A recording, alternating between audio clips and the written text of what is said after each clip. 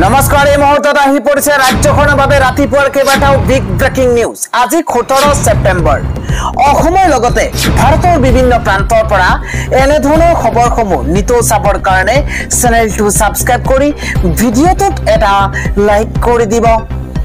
এই মুহূৰ্তত জনাই আছো এটা গুৰুত্বপূৰ্ণ খবৰ। অসমত নহয় SIR।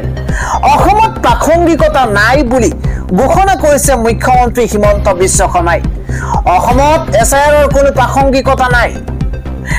SIRক লৈ বৃহৎ মন্তব্য কৰিছে মুখ্যমন্ত্ৰী হিমন্ত বিশ্ব শৰ্মাই। অসমত SIRৰ কোনো প্ৰাসংগিকতা নাই। অসমত নহয় আৰু SIR। দেশজুৰি SIRৰ চৰ্চা চলি থকাৰ সময়তে বৃহৎ ঘোষণা কৰিছে ৰাজ্যৰ মুখ্যমন্ত্ৰী হিমন্ত বিশ্ব শৰ্মাই। অসমতো SIR লাগে বুলি সৰ্বোচ্চ ন্যায়ালয়ত কৰা হৈছিল আবেদন। এগৰাকী অধিবক্তাই কৰিছিল আবেদন। SIR কাৰ্যকৰী হলে পুনৰবাৰ দিব লাগিব নাগৰিকত্বৰ প্ৰমাণ।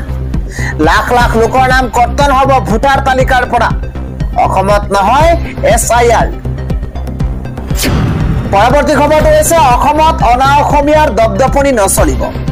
বিজেপিৰ বাবেই অনা অসমীয়াৰ দাদাগিৰি বাঢ়িছে। এবাৰ বীৰ লাচিত খানাৰ তৰফৰ পৰা এই হুংকাৰ প্ৰদান কৰা হৈছে। এটা ব্ৰেকিং নিউজ জনোৱাৰ চেষ্টা কৰিছো। বাংলাদেশীক বৰ পীড়া পাৰি খিৰঞ্জীয়াক ধ্বংস কৰিব নোৱাৰিব। হ'ব লাগিছিল জনজাতিকৰণৰ ওপৰত সংশোধনী আইন, কিন্তু আজি সংশোধন হৈছে হিন্দু বাংলাদেশীৰ ওপৰত। ইয়াৰ বিৰুদ্ধে জোৰদাৰ প্ৰতিবাদ হ'ব। জনজাতিকৰণৰ আন্দোলনৰ প্ৰতি আমাৰ সমৰ্থন আছে। হিন্দুৱে হওক বা মুছলমানেই হওক, আমি বাংলাদেশী থাকিব নিদিওঁ। অনা অসমীয়া দাদাগিৰিও অসমত নচলিব। বিজেপিৰ প্ৰত্যক্ষ পৃষ্ঠপোষকতাত অনা অসমীয়াৰ দপদপনি বাঢ়িছে। বীৰ লাচিত খানাৰ শৃংখল চলিহাৰ তৰফৰ পৰা এই ঘোষণা কৰা হৈছে। তেওঁ কয় যে বাংলাদেশীক বৰ পীড়া পাৰি খিলঞ্জীয়াক ধ্বংস কৰিব নোৱাৰিব। আন এটা খবৰ হৈছে পৃথিৱীৰ আটাইতকৈ বেছি মিছা কথা কোৱা লোকজনেই হৈছে হিমন্ত বিশ্ব শৰ্মা। এবাৰ BTRৰ মাটি পুঁজিপতি গতাব মুখ্যমন্ত্ৰীগৰাকীয়ে। মুখ্যমন্ত্ৰীৰ বিৰুদ্ধে এইদৰে খৰব হৈ পৰিছে সাংসদ গৌৰৱ গগৈ। আন এটা খবৰ হৈছে মন্দিৰ বিচাৰি হাহাকাৰ কৰাতকৈ ভগৱানক প্ৰাৰ্থনা কৰক। আবেদন নাকচ কৰি হিন্দু পক্ষক পথ দেখুৱাইছে SCA। এটা ব্ৰেকিং নিউজ এই মুহূৰ্তত জনোৱাৰ চেষ্টা কৰিছো। এইবাৰ উচ্চতম ন্যায়ালয়ত হিন্দু পক্ষৰ মুখ থেকেচা। হিন্দু পক্ষৰ আবেদনৰ শুনানিত অস্বীকাৰ এইবাৰ ন্যায়ালয়ৰ। এটা ডাঙৰ খবৰ জনোৱাৰ চেষ্টা কৰিছো। মন্দিৰ বিচাৰি হাহাকাৰ কৰাতকৈ ভগৱানক প্ৰাৰ্থনা কৰক। আবেদন নাকচ কৰি হিন্দু পক্ষক পথ দেখুৱালে SCA। এটা ব্ৰেকিং নিউজ এই মুহূৰ্তত জনোৱাৰ চেষ্টা কৰিছো। আবেদন নাকচ কৰি হিন্দু পক্ষক পথ দেখুৱাইছে SCA। এটা মন্দিৰৰ বিষ্ণু মূৰ্তি পুনৰুদ্ধাৰৰ বাবে দাখিল কৰিছিল আবেদন। মন্দিৰৰ প্ৰতিমূৰ্তিক লৈ কৰা আবেদনৰ শুনানি গ্ৰহণত ন্যায়ালয়ৰ অস্বীকাৰ। কাজিৰঙাৰ পুৰণি জাভৰি মন্দিৰৰ বিষ্ণুৰ মূৰ্তি ভাঙিছিল কোনো দুৰ্বৃত্তই। 7 ফুটৰ বিষ্ণু মূৰ্তি উদ্ধাৰৰ বাবে হিন্দু পক্ষই দিছিল আবেদন। এইটো প্ৰত্নতান্ত্ৰিক স্থান। ইয়াত অনুমতি দিব ভাৰতীয় প্ৰত্নতাত্ত্বিক জৰীপ বিভাগে। ডাঙৰ খবৰ এই মুহূৰ্তত প্ৰত্নতাত্ত্বিক স্থানত ভাৰতীয় প্ৰত্নতাত্ত্বিক জৰীপ বিভাগে দিব লাগিব অনুমতি। আবেদনকাৰীক উত্তৰ ন্যায়ালয়ৰ যে ভগৱানক কিবা এটা কৰিবলৈ অনুৰোধ কৰক। উচ্চতম ন্যায়ালয়ৰ মুখ্য ন্যায়াধীশ BR গাভাইয়ে শুনানি গ্ৰহণত কৰে অস্বীকাৰ। আপুনি কৈছে আপুনি ভগৱান বিষ্ণুৰ উগ্ৰ ভক্ত, গতিকে ভগৱানক প্ৰাৰ্থনা কৰক। ভক্তসকলৰ পূজাৰ অধিকাৰ সুৰক্ষিত কৰিবলৈ হিন্দু পক্ষই ধৰিছিল আবেদন। আবেদনকাৰীৰ মন্তব্য যে মোগলৰ আগ্ৰাসনৰ সময়ত ইয়াক ভাঙি পেলোৱা হৈছিল আৰু তেতিয়াৰ পৰাই পৰিত্যক্ত অৱস্থাত আছে এই মন্দিৰটো। পূজাৰ অধিকাৰ সুৰক্ষিত কৰি মন্দিৰটো পুনৰুজ্জীৱিতৰ বাবে কৰিছিল আবেদন। আৰু এইবাৰ উচ্চতম ন্যায়ালয়ত হিন্দু পক্ষৰ মুখ থেকেচা। আন এটা ডাঙৰ খবৰ হৈছে পুনৰ বিজেপি নেতাৰ অশ্লীল ভিডিঅ' এইবাৰ ভাইৰেল হৈ পৰিছে। আপত্তিজনক ভিডিঅ'ৰ পাছতে এতিয়া ৰাজ্যজুৰি তোলপাৰ। পুনৰ বিজেপি নেতাৰ এক অশ্লীল ভিডিঅ' ভাইৰেল হৈ পৰা পৰিলক্ষিত হৈছে। বিজেপি নেতাৰ ভাইৰেল ভিডিঅ'ক লৈ দেশজুৰি বিতৰ্ক আৰম্ভ হৈছে নাবালিকা কিশোৰেৰে অপকৰ্মৰ ভিডিঅ'ক লৈ তোলপাৰ এবাৰ বিজেপিৰ প্ৰাক্তন জিলা উপ সভাপতিৰ ঘৃণনীয় ভিডিঅ' ভাইৰেল হৈ পৰিছে উত্তৰ প্ৰদেশ বিজেপিৰ প্ৰাক্তন জিলা উপ সভাপতিৰ নিকৃষ্ট কাণ্ডৰ মুহূৰ্তত সিদ্ধাৰ্থনগৰ জিলা বিজেপিৰ গৌৰী শংকৰ অগ্ৰহৰীৰ ভিডিঅ' ভাইৰেল হৈ পৰিছে এটা কোঠাৰ ভিতৰতে কিশোৰীৰ অশ্লীল অৱস্থাত ভাইৰেল হৈ পৰিছে ভিডিঅ' আপত্তিজনক ভিডিঅ'ৰ পাছতেই বিজেপিৰ পৰা বহিষ্কাৰ হৈছে গৌৰী শংকৰক কিশোৰীৰ সৈতে ভিডিঅ' ভাইৰেলৰ অভিযোগত বিজেপিৰ পৰা বহিষ্কাৰ কৰা হৈছে বিজেপি নেতাগৰাকীৰ অপকৰ্মত খৰব হৈ পৰিছে ৰাজ্যৰ বিৰোধী দল সংগঠন আন এটা ব্ৰেকিং নিউজ হিমন্ত বিশ্ব শৰ্মা থকালৈকে হিন্দু বঙালীৰ দায়িত্ব বিজেপিৰ সকলো জাতি ধৰ্মৰ লোককে দিয়া হ'ব ভূমিৰ অধিকাৰ ডাঙৰ খবৰ এই মুহূৰ্তত জনোৱাৰ চেষ্টা কৰিছো দ্বিতীয়ত কোনো হিন্দু বঙালী ডি ভোটাৰৰ নামত হাৰাকাস্তি কৰিব নোৱাৰিব হিমন্ত বিশ্ব শৰ্মা থকালৈকে হিন্দু বঙালীৰ দায়িত্ব বিজেপিৰ এই মন্তব্য কৰিছে মন্ত্ৰী জয়ন্ত মল্ল বৰুৱাই কা আন্দোলনৰ সময়তো হিন্দু বঙালীক হাৰাকাস্তি কৰা হৈছিল প্ৰতিজন হিন্দুক সুৰক্ষা দিয়াৰ দায়িত্ব বিজেপিৰ সকলো জাতি ধৰ্মৰ লোককে দিয়া হ'ব ভূমিৰ অধিকাৰ নাগৰিজুলি পৰিষদীয় সমষ্টিৰ অহিয়াবাৰীৰ কেবিনেট মন্ত্ৰী জয়ন্ত মল্ল বৰুৱাৰ এই বৃহৎ ঘোষণা পৰৱৰ্তী আন এটা গুৰুত্বপূৰ্ণ খবৰ 19খন জিলালৈ বতৰ বিজ্ঞান কেন্দ্ৰৰ তৰফৰ পৰা হাই এলাৰ্ট জাৰি কৰা হৈছে ৰাজ্যত বতাহ বৰষুণে কাল ৰূপ ধাৰণ কৰিব 19খন জিলাত হাই এলাৰ্ট জাৰি কৰিছে বতৰ বিজ্ঞান কেন্দ্ৰই উজনিৰ পৰা নামনিলৈ প্ৰচণ্ড বতাহ বৰষুণ ধুমুহাৰ আগজাননী প্ৰদান কৰা হৈছে উত্তৰ অসম আৰু নামনিত ধাৰাসাৰ বৰষুণে সৃষ্টি কৰিব বান পৰিস্থিতিত উত্তৰ অসমত ইতিমধ্যে বানে লৈছে খংহাৰী ৰূপ বিশ্বনাথ গহপুৰ চতিয়াত ভাঙিছে দলং পুত গৈছে খেতি পথাৰ উঠি গৈছে ইটোৰ পিছত সিটো পথ নামনি অসমৰ দক্ষিণ খাৰমৰা ধুবুৰীত ইতিমধ্যে এলাৰ্ট জাৰি কৰা হৈছে কোকৰাঝাৰ চিৰাং বাক্সা ওদালগুৰি লগতে গোৱালপাৰা বঙাইগাঁও বৰপেটা কামৰূপ মেট্ৰ নলবাৰীত হ'ব প্ৰচণ্ড ধুমুহা বৰষুণ উজনিৰ ধেমাজি তিনিচুকীয়া ডিব্ৰুগড় লগতে চৰাইদেউ শিৱসাগৰতো এলাৰ্ট জাৰি কৰিছে ইফালে বৰাকৰ শ্ৰীভূমি হাইলাকান্দিতো বতৰ বিজ্ঞান কেন্দ্ৰই হাই এলাৰ্ট জাৰি কৰিছে মুঠৰ ওপৰত 19খন জিলালৈ বতৰ বিজ্ঞান কেন্দ্ৰৰ তৰফৰ পৰা হাই এলাৰ্ট জাৰি কৰা হৈছে আন এটা খবৰ হৈছে আক্ৰাসুৰ কেন্দ্ৰীয় সাধাৰণ সম্পাদকক প্ৰহাৰ এবাৰ অসমীয়াক অশ্লীল গালি অনা অসমীয়া যুৱকৰ আক্ৰাসুৰ কেন্দ্ৰীয় সাধাৰণ সম্পাদকক প্ৰহাৰ এবাৰ অনা অসমীয়াৰ আক্ৰাসুৰ কেন্দ্ৰীয় সাধাৰণ সম্পাদকক প্ৰহাৰ এবাৰ অনা অসমীয়াৰ লখিমপুৰত অনা অসমীয়াৰ গুণ্ডাগিৰি দীপক চুকক ক্ষমা কৰিব দীপক কুচক অপদস্থ কৰিছে এবাৰ অনা অসমীয়াই অসম আৰু অসমীয়াৰ বিৰুদ্ধে অশ্লীল মন্তব্য আক্ৰাসুৰ নেতাজনক ৰাজহুৱা স্থানতে অপমান পেছাত ধূপৰ ব্যৱসায়ী অনা অসমীয়া যুৱকজন অসমীয়াক উদ্দেশ্যি কটু মন্তব্য কৰাৰ পাছতে হুলস্থুল লাগিছে উত্তৰ লখিমপুৰ হনুমান মন্দিৰৰ সমীপত উত্তপ্ত পৰিস্থিতিৰ সূচনা হৈছে আৰক্ষীয়ে আটক কৰিছে যুৱকজনক অসমীয়াক উদ্দেশ্যি কটু মন্তব্য কৰাৰ পাছতে চৌদিশে হুলস্থুলীয়া পৰিৱেশৰ সৃষ্টি হৈছে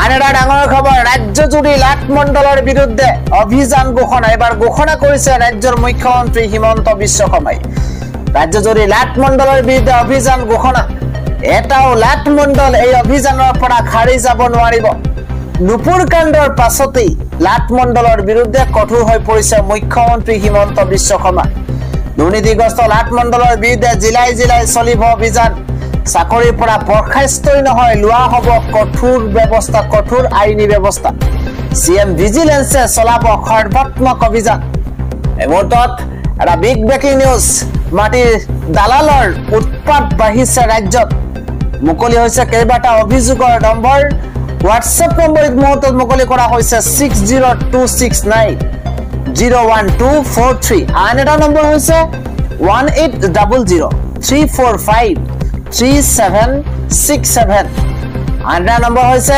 03612462295 ঘোষণা কৰিছে ৰাজ্যৰ মুখ্যমন্ত্ৰী হিমন্ত বিশ্ব শৰ্মাই। পৰৱৰ্তী খবৰ, জনজাতিকৰণৰ দাবীৰে 4 অক্টোবৰত উজনি অসম বন্ধৰ আহ্বান জনাইছে চুতীয়া জনগোষ্ঠীয়ে।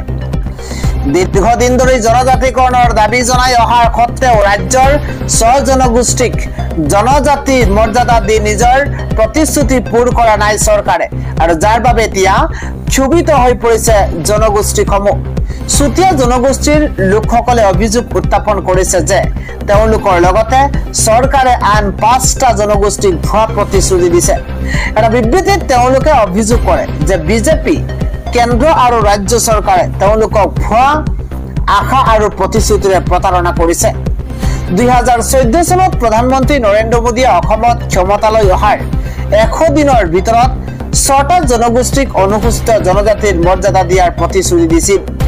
চুতীয়া যুৱ সন্মিলন অসমৰ অভিযোগ, কেন্দ্ৰত 15 বছৰ আৰু ৰাজ্যত 10 বছৰ থকাৰ পিছতো বিজেপিয়ে জনগোষ্ঠী সমূহৰ দাবী মানি লোৱা নাই। তাৰ পৰিৱৰ্তে মুখ্যমন্ত্ৰী হিমন্ত বিশ্ব শৰ্মাই কেন্দ্ৰীয় জনজাতি পৰিক্ৰমা মন্ত্ৰালয়ত প্ৰতিবেদন দাখিল কৰাৰ প্ৰতিশ্ৰুতি দি চলিত বৰ্ষৰ আৰম্ভণিতে মানুহক বিপথে পৰিচালিত কৰিছিল। সংগঠনটোৱে সকীয়াই দিয়ে যে জনসাধাৰণ এতিয়া শূন্য প্ৰতিশ্ৰুতি আৰু ফুটা আশ্বাস গ্ৰহণ কৰিবলৈ সাজু নহয়। এতিয়া জনসাধাৰণক যি লাগে সেয়া সমাধান, অন্য প্ৰতিশ্ৰুতি নহয়। সংগঠনটোৱে সকীয়াই দিয়ে যে 2026 চনৰ বিধানসভা নিৰ্বাচনৰ পূৰ্বে যদি জনজাতিৰ মৰ্যাদা প্ৰদান কৰা নহয় তেন্তে ৰাজহুৱা অস্থিৰতাৰ ভয়াৱহ পৰিণতিৰ সন্মুখীন হ'বলৈ চৰকাৰ সাজু হ'ব লাগিব। লগতে সংগঠনটোৱে এই বিষয়ত সকলো অসমীয়া ৰাইজক পূৰ্ণ সমৰ্থন আগবঢ়াবলৈ আহ্বান জনাইছে। আন এটা খবৰ হৈছে মেঘালয়ত মন্ত্ৰীসভাৰ সালসলনি হৈছে। পদত্যাগ কৰিছে 8 গৰাকী মন্ত্ৰীয়ে। পৰিকল্পিত মন্ত্ৰীসভাৰ পৰিৱৰ্তনৰ পূৰ্বে মঙলবাৰে মেঘালয় ডেমক্ৰেটিক এলায়েন্স চৰকাৰৰ 8জন মন্ত্ৰীয়ে পদত্যাগ দাখিল কৰিছে, যাৰ ফলত মন্ত্ৰী পৰিষদত ব্যাপক সালসলনিৰ সৃষ্টি হৈছে। NPP নেতৃত্বাধীন মিত্ৰজোঁটৰ নেতৃত্বত মুখ্যমন্ত্ৰী কনৰাড কে চাংমাই ব্যক্তিগতভাৱে ৰাজভৱনত ৰাজ্যপাল CH বিজয় শংকৰৰ হাতত পদত্যাগ পত্ৰ প্ৰেৰণ কৰিছে। মঙলবাৰে সন্ধিয়া 5 বজাত একে স্থানতেই নৱনিযুক্ত মন্ত্ৰীসকলে শপত গ্ৰহণ কৰি বুলি কৰ্তৃপক্ষই নিশ্চিত কৰিছে। বিজেপিৰ স্বাস্থ্য মন্ত্ৰী AL হেগ, UDPৰ পৰ্যটন মন্ত্ৰী পল লিংডু, NPPৰ সমাজ কল্যাণ মন্ত্ৰী আম্পাৰিন লিংডুকে ধৰি প্ৰভাৱশালী নেতাসকলে পদত্যাগ কৰিছে।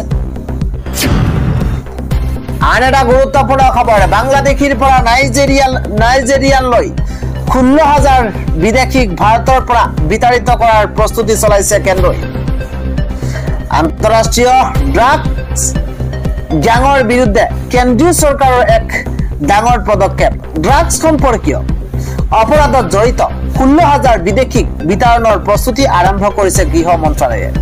বৰ্তমান এইসকলক বিদেশী নাগৰিক দেশৰ কেইবাখন ৰাজ্যৰ কাৰাগাৰ বা ডিটেনশ্যন কেম্পত বন্দী হৈ আছে।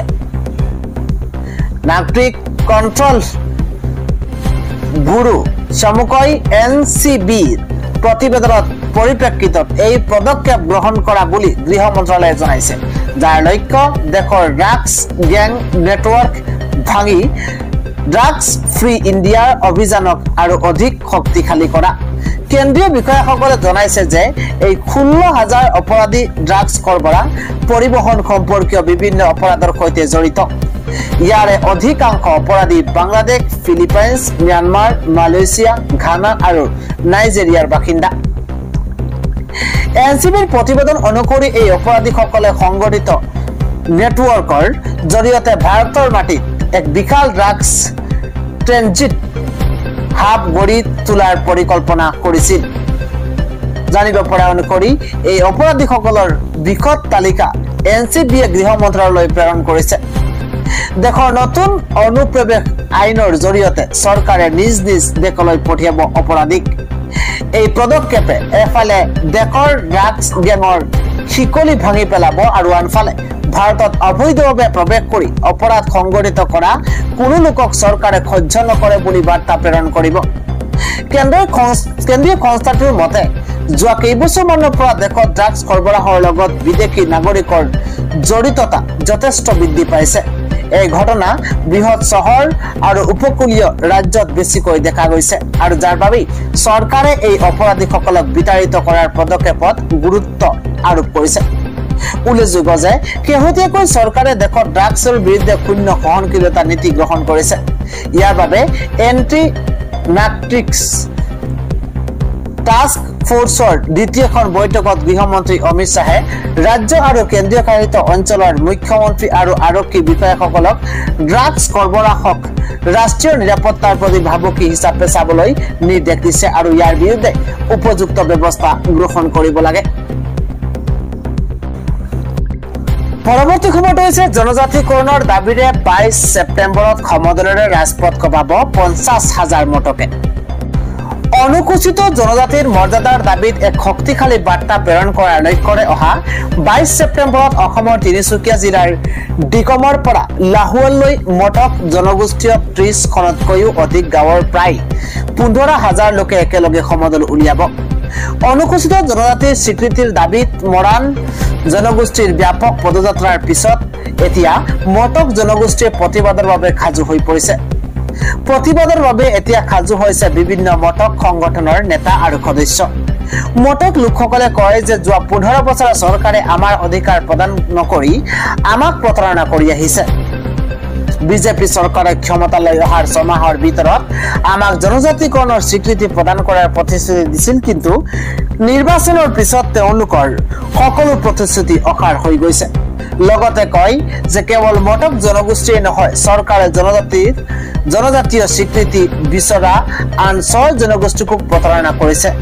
চৰকাৰে এই 6 জনগোষ্ঠীক জনজাতিৰ মৰ্যাদা প্ৰদান নকৰিলে প্ৰতিবাদ ভয়ংকৰ হ'ব বুলি সকীয়াই দিছে মটক নেতাসকলে।